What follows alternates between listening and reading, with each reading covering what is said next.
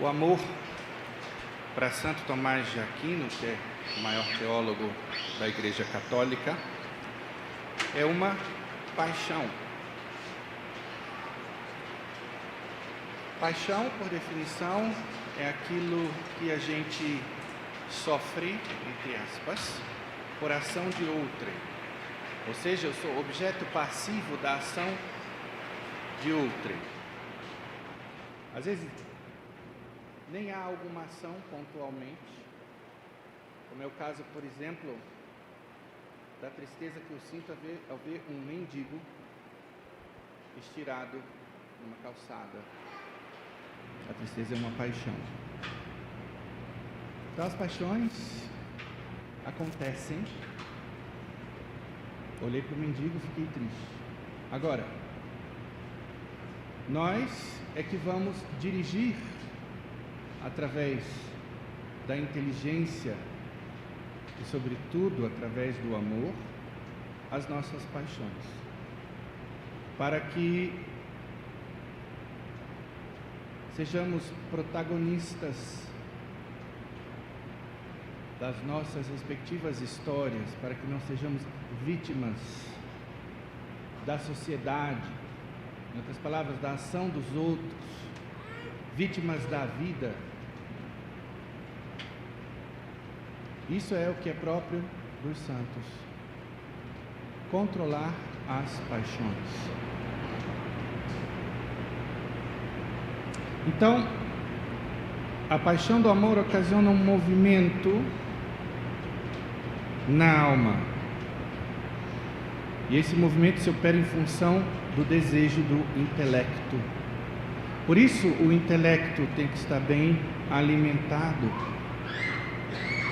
Agora, do que as pessoas aí no mundo alimentam o intelecto? De funk, de Big Brother, de música pagã. Na sofrência vai ter música pagã.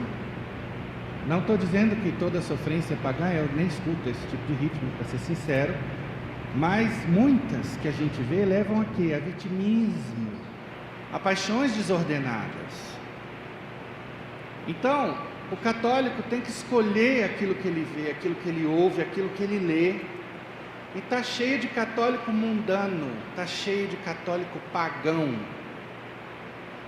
A gente vê quem é criatura no churrasco. A música que ele coloca nas alturas, quanta cerveja ele bebe. Então, quem quer realmente se salvar, tem que começar a trilhar os caminhos da santidade, porque larga, ampla é a porta que leva à perdição. E existem pessoas que acham que dá para ficar com um pé no mundo e um pé na igreja. Não dá. O cristianismo é uma escolha, uma opção. E a partir do momento que eu opto por Deus, eu tenho que começar a ir trabalhando para me desintoxicar, para me libertar do velho homem. Tem gente que não faz isso. Hoje, a santidade está resumida aqui. E a igreja dá uma esmolinha no sinal, eu repito isso sempre. E rezar um par de orações à noite. Acabou o assunto aí. É isso. Quando que você vai sair, meu irmão, minha irmã, desse primeiro degrau da conversão? Como é que funciona a coisa? Querigma, que é o quê? O anúncio de Cristo. Opa, eu quero seguir esse cara. Aí depois eu entro para a igreja, vem o quê? A catequese, a formação. E aí eu aprendo os caminhos do Senhor e vem o quê? A conversão, a santificação. Não é a fé teórica que vai lhe levar para o céu. É a fé teórica que se traduz em prática.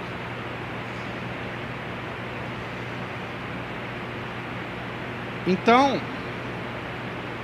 o objeto desejado deve ser o motor que vai nos animar. E aí, qual é esse motor para nós? O tríplice amor. A Deus, ao próximo e a mim. que aquele mínimo autocuidado para que eu possa servir a Deus e ao próximo, porque saco vazio não para em pé. E aqui eu abro um parênteses para aquelas pessoas que de repente vão fazer 1000 coisas na igreja e, no caso, se é casado, vai ser o super pai, o super marido, não cuida de si. E daqui a pouco, vem o burnout. Ou outro tipo de problema, às vezes até de saúde física. Então nós temos que nos cuidar. Não só da saúde, mas também da cabeça, o lazer, o entretenimento. A alegria do cristão é o deleite no bem honesto, não no bem desonesto. Agora, às vezes a gente vai ver o cristão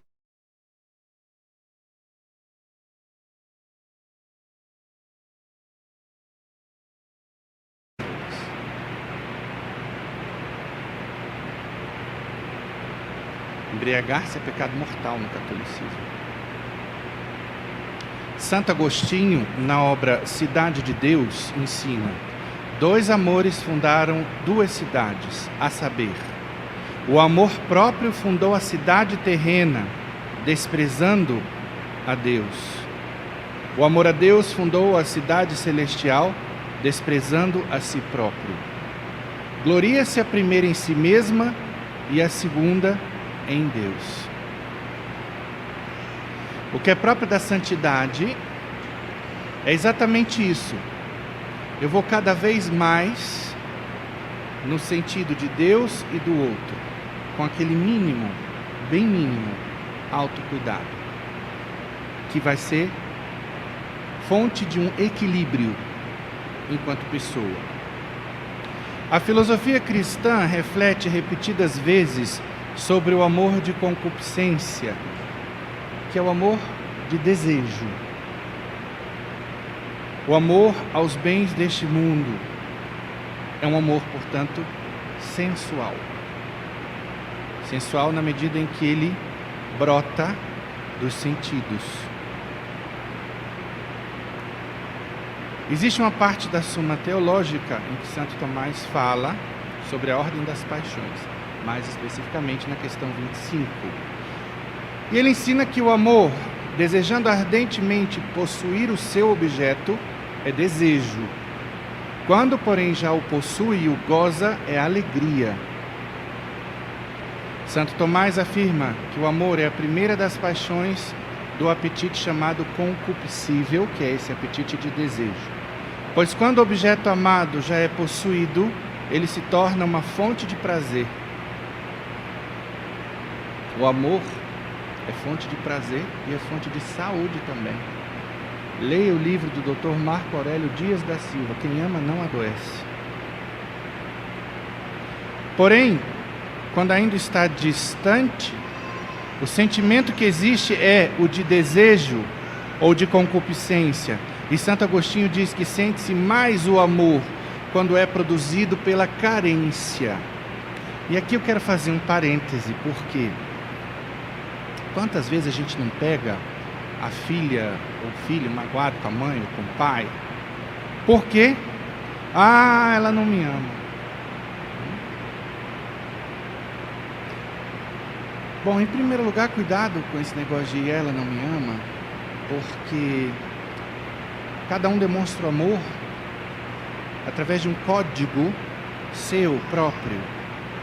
Ontem eu falava no curso de noivos sobre os sistemas representacionais, que são os 5 sentidos: visão, olfato, paladar, tato e audição, através dos quais passa todo o conhecimento que nós adquirimos. Nada está no intelecto que antes não tenha passado pelos sentidos, ensina Aristóteles, retomado por Santo Tomás. Então, às vezes, o seu marido é visual, mulher, e por isso ele lhe leva a passear no shopping, lhe leva a Paris, lhe dá um vestido bonito. Ele está dizendo: eu te amo segundo o código dele. Ele é visual. E aí a criatura vai dizer o quê? Ele me ama. Por quê? Porque ela é sinestésica. Os sinestésicos são pessoas de paladar, olfato e tato. Então, enquanto esse marido não der um perfume, não levar um restaurante para comer bem e não dormir de conchinha. Então, muito cuidado com isso. Muito cuidado. E aí, tem um detalhe interessante do amor, que é o quê? O amor tudo desculpa. Está lá no hino da caridade, 1 Coríntios 13. O amor tudo perdoa, a gente aprende na Sagrada Escritura. Então, vamos nos conectar a esse amor que eu espero do meu pai e da minha mãe, porque no fundo é isso que está por trás dessa mágoa, dessa carência.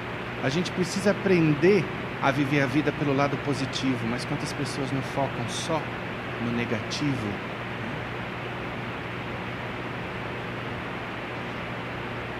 Então, filho, filha, magoado com seu pai ou com sua mãe, entenda que de repente o carinho que você espera eles não receberam.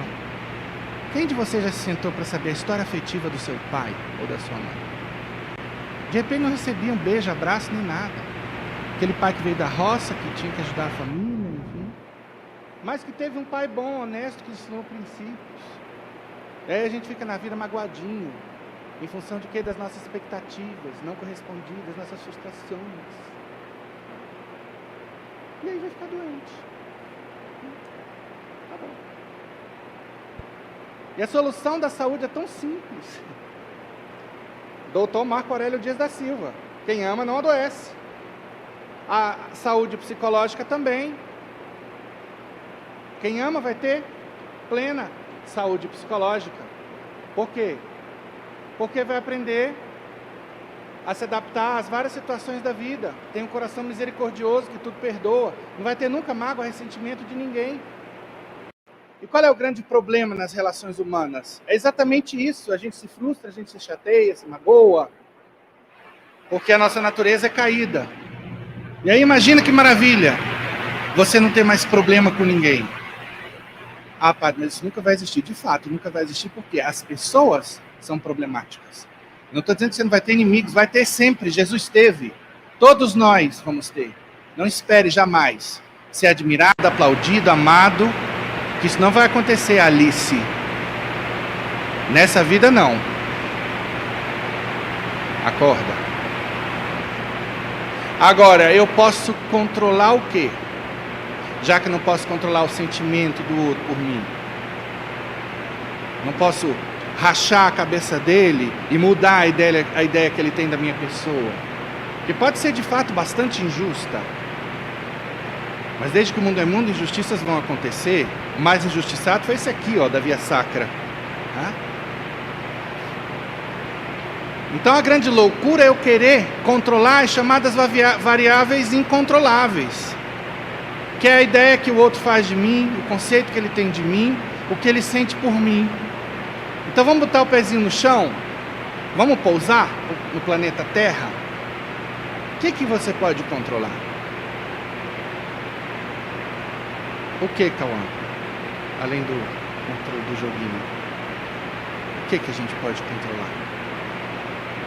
A minha cabeça, o meu coração, o meu sentimento com relação ao desdém do outro, à injustiça do outro, ao desprezo do outro. E aí a gente vê a nossa fé como maximamente libertadora do ser humano, através dos seus princípios. A vida é muito simples, conforme o cristianismo, somos nós que nos complicamos. Por quê? Porque nós preferimos viver no modo egoísmo.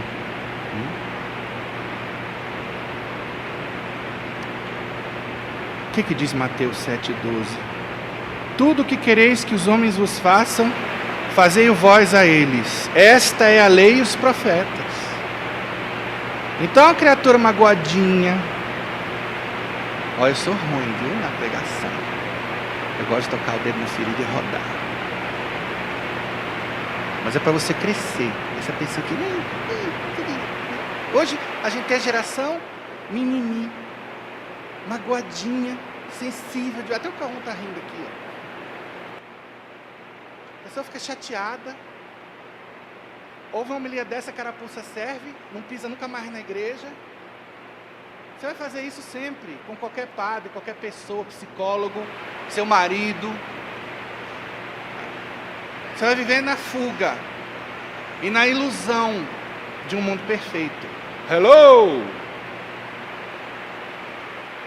Acorda, Alice. O coelho já vai longe. Se não acordar, sabe o que você vai escutar? Cortem-lhe a cabeça. O mundo vai cortar a sua cabeça.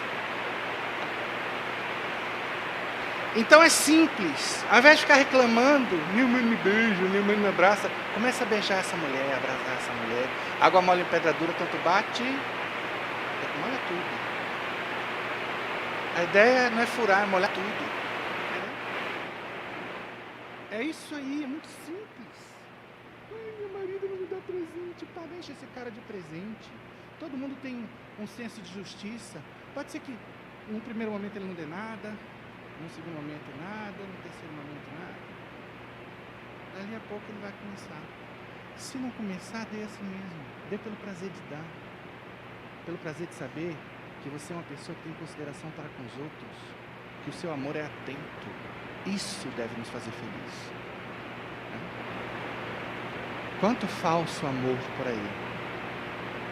Eu amo você. Ama nada. Está esperando receber em troca? O nosso amor na nossa fé é outro. O que diz a primeira leitura de hoje? É preciso que passemos por muitos sofrimentos para entrarmos no reino dos céus. As pessoas, especialmente os inimigos da Igreja Católica, vão ter repugnância a esse discurso. Nos acusam de termos uma teologia doente. Porque Jesus Cristo, segundo os protestantes, já venceu o pecado e a morte. Ele nos dá a glória e o poder aqui nesta vida.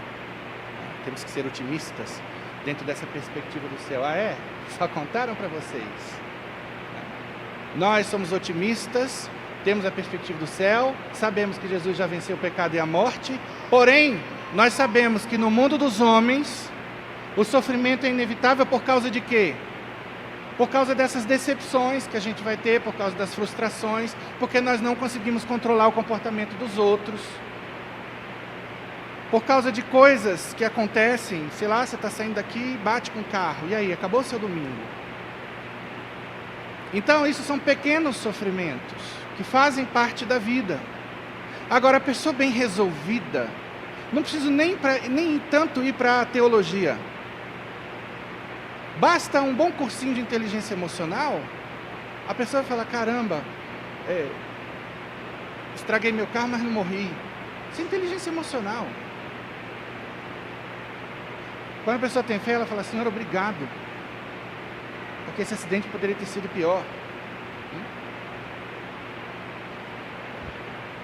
Então, é disso que a gente precisa, dessa capacidade. E assim, cada vez mais, pelo amor e pela fé, os sofrimentos vão desaparecendo. Por quê? A partir do momento que eu entendo que o outro é tão pecador quanto eu, que nós somos falhos, que a natureza humana foi ferida pelo pecado original, o que eu falei até aqui nessa homilia, caramba, muita coisa já não vai me afetar, eu vou deixando de sofrer. Por isso que a maior libertação do homem chama-se amor. E já a gente vai ver, eu vou ler para vocês 1 Coríntios 13, para vocês verem essa libertação como se dá na prática. Até porque vai ser o dever de casa dessa semana. Uma boa meditação e trabalho prático, no sentido de colocar em prática aquilo que a gente lê, porque está cheio de gente que suspira quando lê a palavra de Deus, acha lindo, chora, mas não muda.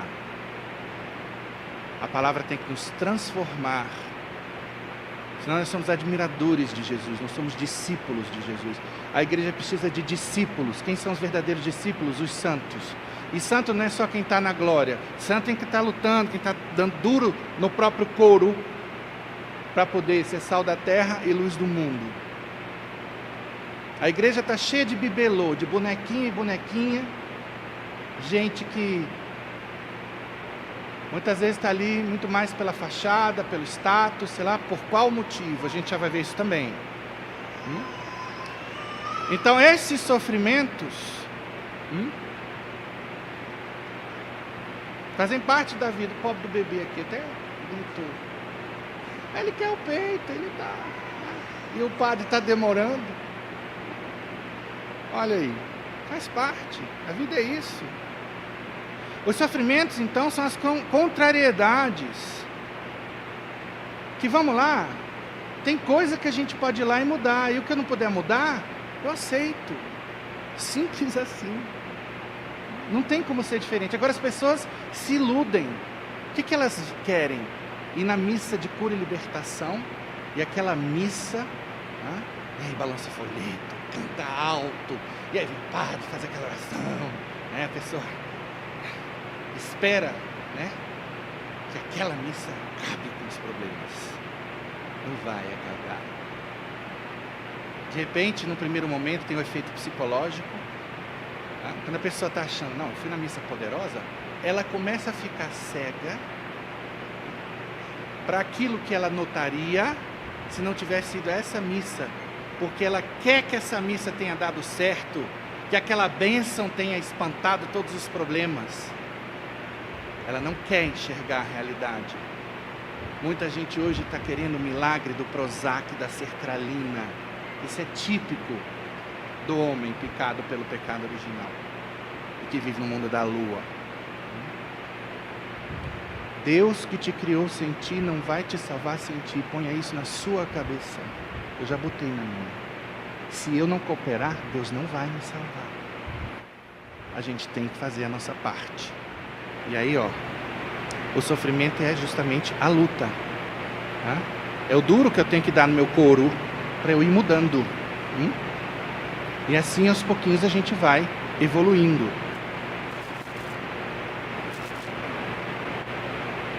Então, nós aceitamos as contrariedades da vida, aquilo que a gente não pode mudar, por amor. Até a dor de uma doença, por quê? Porque eu sei que Deus está no comando. Hoje é tão comum essa expressão, Deus no comando. A gente vê lá no Zap, o pessoal manda, já tem até figurinha, Deus no comando. Deus no comando. Fala isso para os outros. Agora, deixa ser golpeado por uma doença grave, aí no minuto não tem mais a figurinha, a criatura se cala. Ou então fala da boca para fora, Deus no comando. Não acredita. Aliás, não é que nem acredite. Não dá o comando para Deus. Porque ou eu me curo, ou então, Belém, Belém, nunca mais estou de bem. Briga com Deus.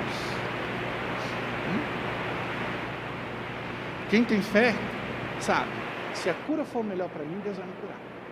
Se não, que venha a morte. A morte para nós é lucro. Agora, você crê que a morte é lucro? Isso é um problema de fé. Se não crê, então não vai aceitar. Então essa é a fé infantil do povo hoje. E a gente precisa crescer. Crescer psicologicamente e crescer espiritualmente. Está cheio de criancinha, de bebê na igreja. A igreja está um jardim de infância, eu diria. E também cheio de adolescente rebelde. A gente precisa de maturidade.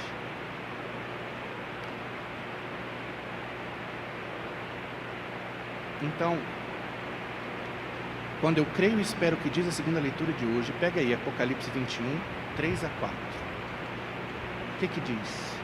A morte não existirá mais, e por isso nem a dor, nem o luto, nem o choro. Então a gente não vai ter a morte. Eu sei que do chão eu não passo.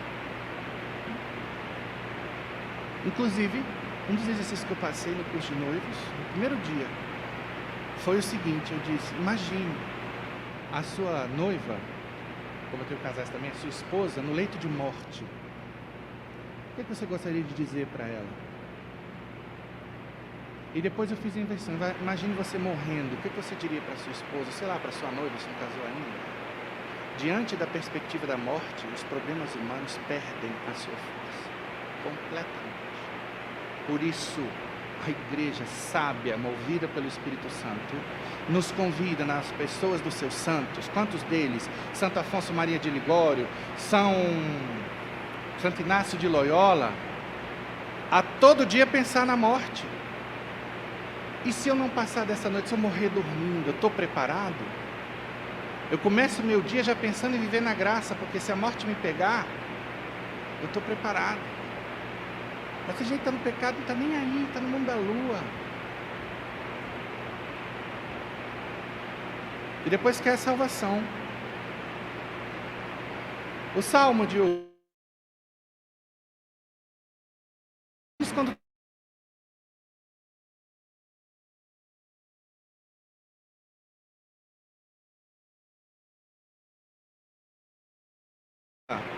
agradecia, Senhor,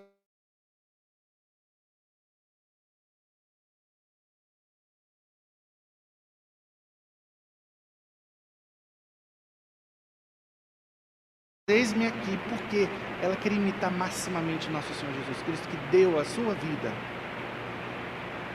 Eu fico imaginando um Jesus bem humano. Pô, não basta os açoites, não me corar de espinhos? Espera aí, a gente tem um limite, né? Não, ele aceitou tudo calado. Está lá no livro de Isaías, igual a ovelha que vai para o matadouro.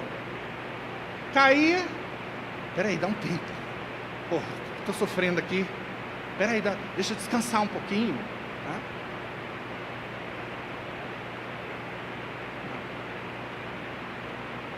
Isso é que é ser verdadeiramente cristão. Então, nós tentamos mudar aquilo que para nós é uma situação adversa. Cuidado que a teologia católica não impõe um conformismo, não. Aquilo que você acha bom e justo, aquilo que você acha que vai ser para o seu bem ou o bem de outro, vá atrás, faça. Não deu certo? Faça de novo daqui a pouco. Vamos esperar o tempo de Deus. Isso é o quê? A virtude da paciência. Agora fui lá 1, 2, 3 vezes, não consegui, eu ainda assim creio. Ou não é a hora, ou não é para o meu bem. E vida que segue.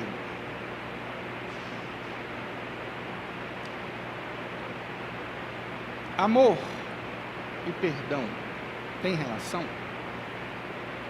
Uma coisinha que é importante que vocês saibam.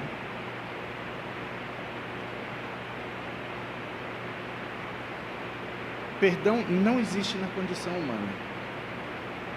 Ele é criação das religiões. Nessa perspectiva, ele tem relação com o sagrado. Quem mais e melhor trabalha o perdão é o cristianismo.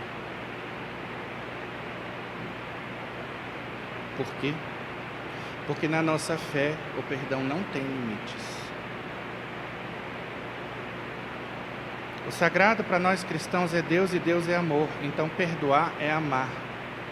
O que diz o ditado popular? Que amar é humano e perdoar é divino. De fato, só as pessoas mais elevadas chegam lá. As pessoinhas, comezinhas, ficam nessa aí. Ah não, padre, eu não tenho sangue de barata.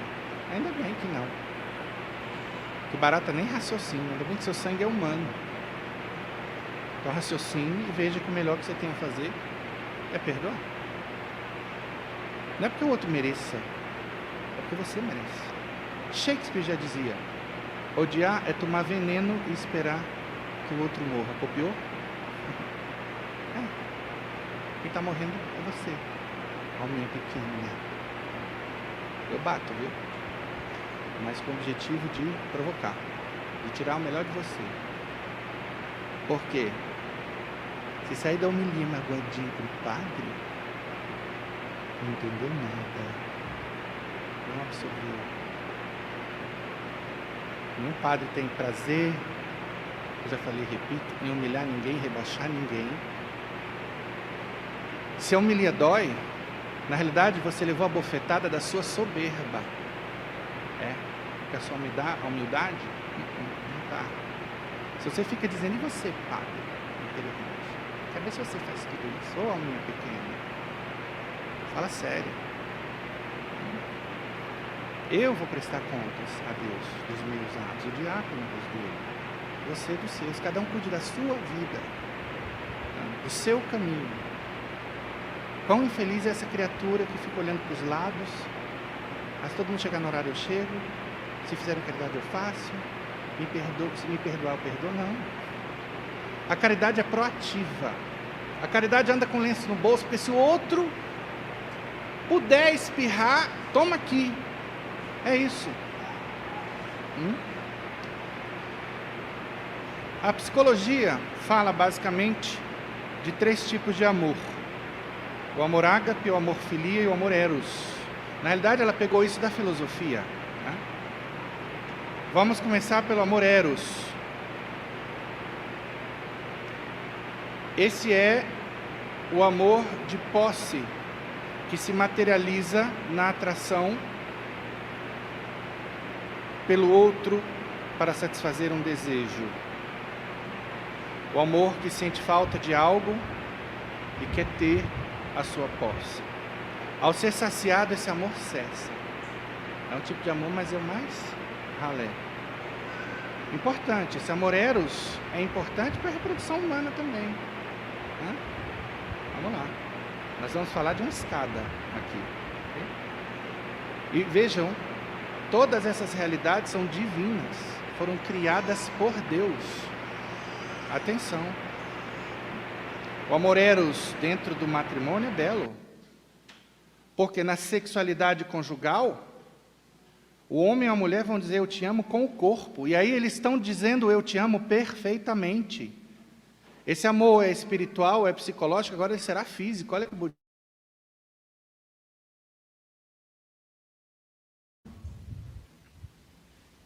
E esse amor sexual está aberto à vida. E aí, quando o casal concebe, eles são, me perdoem a expressão, semideuses, maximamente semelhantes a Deus, porque o maior ato do amor de Deus é criar. Deus não tem obrigação e Ele cria. Criou todo esse mundo lindo e maravilhoso por nós. Tirou a gente do nada por causa do seu amor. Então nós somos convidados a essa grandeza.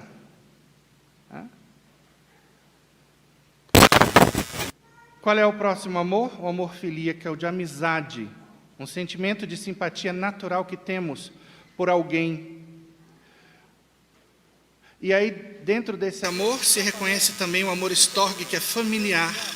E aí, qual é a característica da amizade? Nós temos algo em comum. Há um interesse meu, mas há um interesse seu também. Eu recebo de você, mas eu também dou. Então, a gente vai vendo aí o desejo, o interesse. E no amor familiar, muitas vezes, eu vou fazer o que eu não quero fazer por justiça. Quarto mandamento, por exemplo. Então, ele está um pouquinho acima do amor de amizade, porque os amigos eu posso escolher. Eu posso acabar uma amizade aqui. Embora, no amor cristão, a gente mantém amizades. Ora, se a gente tem que buscar o inimigo. Mas vamos ao amor mais elevado, que é o ágape. Esse amor é incondicional. É o amor que Jesus ensina. O que Jesus ensina? Amar é dar sem esperar nada em troca. Nada. Esse é o amor que Deus nos propõe. Vamos entender o sentido bíblico da palavra ágape no Novo Testamento. Ele aparece em 3 situações.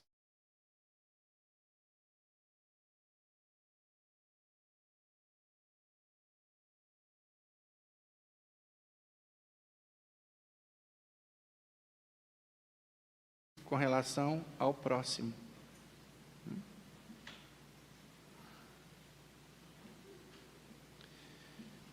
E como entender isso? Recorro ao livro do Deuteronômio, que define o amor em 2 movimentos. Deuteronômio 4, 7. Ali encontramos a frase: qual povo tem um Deus tão próximo? Trata-se do amor incondicional de Deus por Israel. Em Deuteronômio 6, 4 a 9, a profissão de fé israelita diz o quê? Amarás o Senhor teu Deus de todo o teu coração, com toda a tua alma, com todas as tuas forças. Trata-se do amor do israelita para com Deus. E nos dois casos o amor não coloca condições. No Novo Testamento, em Mateus 22, 37, fazendo referência a Deuteronômio 6, 4 a 7, Jesus acrescenta outra condição para o amor ágape: amar o próximo como a si mesmo, mesmo que esse próximo seja o inimigo. E por isso a expressão máxima do amor é o perdão. Agora, a gente encontra muita gente carolíssima na igreja, que tem dívida de perdão, super atuante, mas é magoadinha. E acha que pode ficar assim o resto da vida. Com a mágoa, com ódio, ou então a pessoa até, como isolou o outro, né? Não sente nada, mas fica lá. A criatura não encara essa pessoa, ruim, carne de pescoço, diga o que quiser, como um seu desafio de crescimento.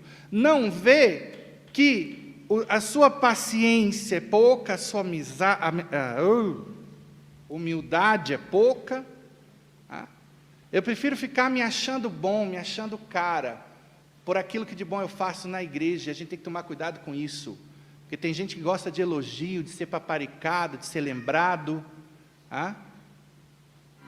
Por isso a gente precisa saber o que nos move na vida em comunidade, por exemplo, na igreja. Então eu pergunto, se você tem alguém na família que você isolou, que não quer ver, ou um amigo, sei lá quem, o que você está fazendo para resolver essa situação? Não se engane, se não perdoar, não será perdoado. Marque uma direção espiritual, aconselhamento, procure um livro para ler, terapia, priorize isso. Está lá no Pai Nosso: perdoai as nossas ofensas, assim como nós perdoamos a quem nos tem ofendido. Está nas bem-aventuranças: bem-aventurados os misericordiosos, porque alcançarão misericórdia. Então, a gente vai ver gente que malha, bonita, sarada, mas a alma está um bagaço, está deformada. Qualquer coisa de esquelética a ultra obesa, sei lá, dependendo do problema. Então, no seu trabalho, na comunidade da paróquia, qual é o testemunho que você dá? De inveja, de fofoca? De magoinha? Você agrega ou desagrega? É língua de trapo? Tem gente que vem para a igreja para se ocupar, não tem que fazer em casa, né? Outros por vaidade, para captar aplauso. Tem gente que tem baixa autoestima, e aí na igreja, você manda bem no violão, você manda bem no teclado. Então a pessoa começa a ver que tem valor. Veja, não é problema aqui, vamos entender isso. Caramba, a pessoa que tem baixa autoestima, ela se acostumou a ouvir que ela não é nada, não é ninguém, não faz nada certo. Ela começa a acreditar nisso. Então não é ruim achar bom que tem alguém que diga: você manda bem no violão. Agora o problema é que, se ela tem uma contrariedade qualquer com o padre, com o diácono, com, sei lá, a coordenadora da pastoral dela, lá da música, aí a pessoa deixa o apostolado. Está dando para entender? Então a gente tem que tomar cuidado com isso. Por isso a gente tem que checar qual é a nossa motivação, porque não adianta o ato ser em si bom, se a motivação o corrompe. Aquela velha história: se eu dou uma esmola para um mendigo, para aparecer como bom, como santo para os outros, eu estou em pecado. Meu ato não é virtuoso. Em si o ato é bom, dar esmola, mas perante Deus eu cometi um pecado. A definição bíblica mais clara do amor ágape está em 1 Coríntios 13, 1 a 13. E aqui vai o seu dever de casa. Você também, viu? Gostei dessa combinação de sapato preto com roupa vermelha, porque me lembra o time de Deus, Flamengo, sabia? Deus torce pelo Flamengo. Você está querendo insinuar que Deus não é o vencedor? Deus não pode ser derrotado. Então ele tem que torcer pelo Flamengo. Isso é teologia, viu, gente? Vamos lá.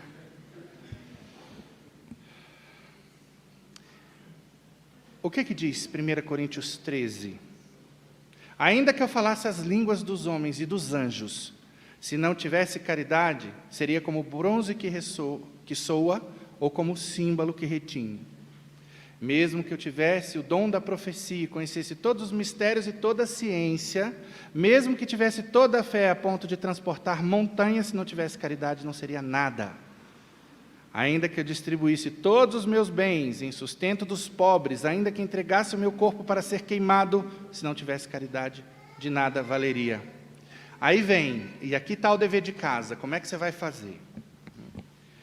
A caridade é paciente. Aí você vai olhar para si e perguntar, eu sou paciente? Aí vem a primeira resposta, não. Quando? Quando a minha avó fica mastigando a comida na minha frente. Aquilo me irrita. Então aí, meu querido, minha querida, você tem já o primeiro ponto do seu dever de casa. E aí, usando o adire contra de Santo Inácio de Loyola, você vai dar comida na boca da vovó e ficar ali, vendo ela mastigar. Quanto mais violência a gente fizer, a nossa vontade própria, tanto mais a gente se cura. Desculpa aí, vovó, a piada, tá? Mas para entenderem, ok? A caridade é bondosa. Então, onde, ou quando, com quem? Essas são as perguntas. Eu aprendi, no meu bacharelado em administração, o 5W e um H, que eu aumentei para 7W e 2H. São iniciais de palavras inglesas. What, o quê? Where, onde? When, quando? Why, por quê? Who, quem? Whose, de quem? Whom, para quem? Por isso 7W. 2H, how, como? How much, quanto? Você quer resolver qualquer problema, escrever uma tese doutoral, atacar qualquer problema na sua vida? Faça essas perguntas, porque aí eu vou saber de quem vai vir o recurso, para quem está destinado, onde eu devo fazer, como eu vou fazer, quando eu vou fazer, prazo. Então aí eu vou aplicar aqui, a caridade é bondosa. Então, quando que eu não sou bondoso? Com quem eu não sou bondoso? Por que não sou bondoso? E assim a gente tem um programa espiritual, isso é cristianismo na prática. A caridade não tem inveja, você tem inveja de alguém? De repente a gente tem, aí tem que anotar. E como é que eu vou trabalhar o combate a essa inveja? Primeira dica, elogiando o invejado. Porque a tendência da gente é ou falar mal ou não falar nada. E aí eu começo de novo, adire contra, agir contra. E aí você começa a elogiar a pessoa. Vai doer. Parece uma faca entrando. É o que dizem as pessoas, a gente escuta. Padre, eu fiz o exercício, parece uma faca entrando. Pois é. Bendita faca. Porque ela está extirpando aquilo que há de ruim na gente. A caridade não é orgulhosa. Eu sou orgulhoso em algum momento? De novo, quando? Com quem? Por quê? Não é arrogante, mesma pergunta. Nem escandalosa, não busca os próprios interesses, não se irrita, não guarda rancor. Quem vira e mexe está com a magoinha, com o rancorzinho, frustradinho, tem que se trabalhar. Aí você tem um desafio existencial, se isso é recorrente. Vamos começar a fazer um trabalho, atacar isso, marca a direção, leitura. Vai lá para o Dom José Francisco Facão de Barros, no programa maravilhoso que ele tem, melhor teólogo do Brasil, está lá na TV Século XXI. Quantas aulas maravilhosas do Dom José, Padre Paulo Ricardo, tantos aí. Vem para catequese aqui na capelania. Escola da Fé, Escola de Evangelização Santo André, o que é que você vai fazer? Quando, é a grande pergunta, vai começar a fazer? Quando vai sair do marasmo? Da zona de conforto, do comodismo? A caridade não se alegra com a injustiça, mas se rejubila na verdade. Tudo desculpa, olha aí, tudo. Ah, padre, mas isso aqui não. Ah, isso aqui foi muito grave. Primeiro porque olha o incenso para onde vai. O incenso não é para lá, não. É assim, ó, é ao contrário. Eu não merecia. Tudo espera. Está aqui, ó, Sêneca. Sêneca, um grande orador romano. No Tratado sobre a Ira, o que ele diz?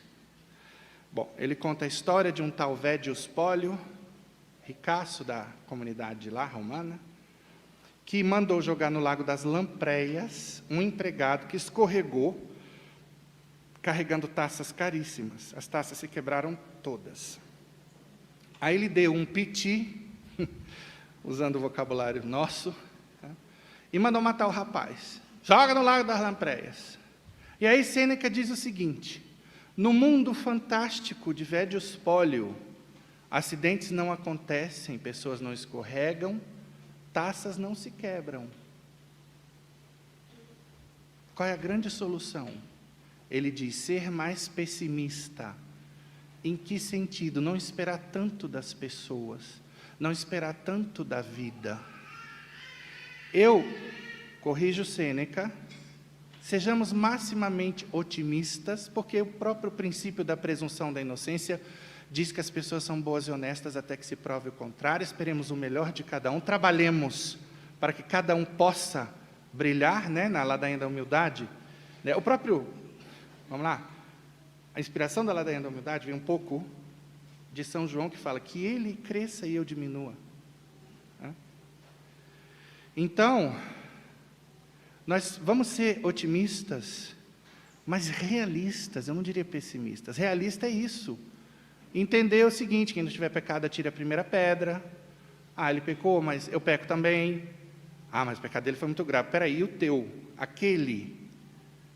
Qualquer coisa, vem aqui, faz uma confissão de vida que eu vou dizer, ei, esse teu pecadinho aqui, na realidade é um pecadão muito maior do que esse aí que você está dizendo que é o pecado da galáxia, né? Então, é assim que a gente vai fazer esse exercício. A caridade tudo suporta. Tudo. Ah, tem coisas que eu não suporto. O que você não suporta? Dependendo da resposta, você vai começar a pedir isso na sua oração, para suportar essa pessoa, suportar esse tipo de situação, e você vai começar a procurar essa situação onde você, vamos dizer, se frustra, fica com raiva, e ali você vai começar a trabalhar as virtudes cristãs. É isso aí. É essa malhação espiritual que está fazendo falta. A gente não pode ficar fazendo só o que a gente gosta dentro da igreja e fugindo dos desafios. Uma das raízes do egoísmo é justamente fazer só o que eu gosto. O que é próprio do amor é fazer o que eu não gosto, o que eu não quero. É procurar se superar. Já sei, vou terminar a homilia, fica tranquilinho, estou terminando aqui. Vou batizar você já, está doido para ser batizado? Olha aí que beleza. Ele entendeu tudo, está apaixonado pela doutrina cristã e está querendo ser batizado logo. A caridade jamais acabará, as profecias desaparecerão, o dom das línguas cessará, o dom da ciência findará. Então, esse é o nosso grande desafio. Reflita sobre isso. Depois, se você quiser voltar a homilia lá, no site a gente tem tanto a missa inteira quanto só a homilia recortada. Volte, anote e faça disso aqui um programa espiritual. Por quê? Porque esse é o nosso maior desafio. Amar a Deus sobre todas as coisas e ao próximo como a nós mesmos. Louvado seja nosso Senhor Jesus Cristo.